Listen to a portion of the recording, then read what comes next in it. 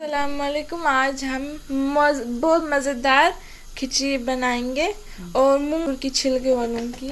हमने 1 चम्मच के बराबर तेल डाला इसके अंदर और अभी हम आपको इंग्रेडिएंट्स दिखाते हैं। ये इसमें हमने 1 कप मूंग की छिलके वाली दाल ली है और इधर 1 कप चावल हमने दोनों भिगोए थे और ये हमारे पास 1 टेबलस्पून जीरा है, ये गरम मसाले, ये काली मिर्च, ये लौंग और ये बड़ी इलायची और ये दालचीनी और ये 1 टेबलस्पून लहसुन और अदरक का पेस्ट जो हमने इसे कूटा था। और अभी हम प्याज इसके अंदर आधा प्याज डाल देंगे। प्याज होने के लिए हम बुगार करेंगे। साइड में हमने 1 टेबलस्पून नमक भी डाल दिया और अब हम ये जिंजर और अदरक डाल देंगे। ब्राउन हो गया प्याज, इसमें ये ब्राउन हो गया। अब ये सब कुछ डाल देंगे।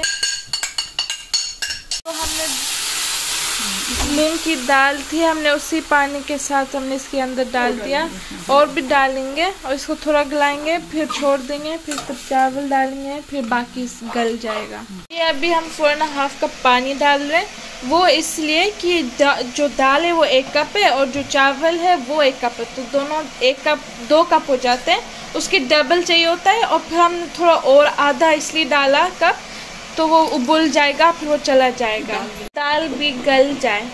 ये हमारी आधी दाल गल गया। अब चावल डाल देंगे। ये हमने इसको 5 से 10 मिनट तक डाला था, इसलिए हमने आधा घंटा पानी में भिगोए रखा था, तो हमने ज़्यादा नहीं इसको चूल्हे पर रखा। इसको फुलाक पर रखेंगे 5 मिनट के लिए। में हमने देसी घी डाल देंगे फ्राइंग पैन पे और फिर इससे जो प्याज को लाल करेंगे। अब जो आपकी मर्जी है जिससे आपको करना है, जो उनसे तेल के साथ, देसी घी में ज़्यादा टेस्ट आता है।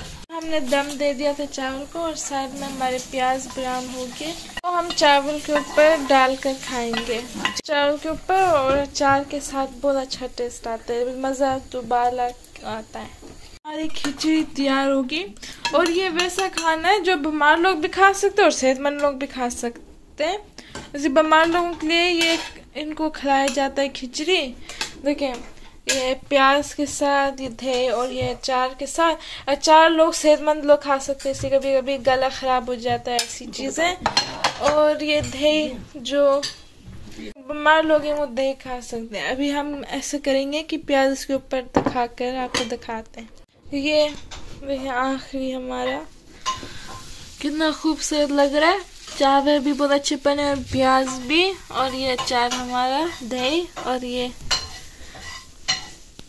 अगर आप ये रेसिपी बहुत कम लोग बनाते हैं और आप भी ज़रूर ये ट्राई करना, इसलिए ये ज़रूर थोड़ा डिफरेंट होगा जैसे आप बनाते रहेंगे।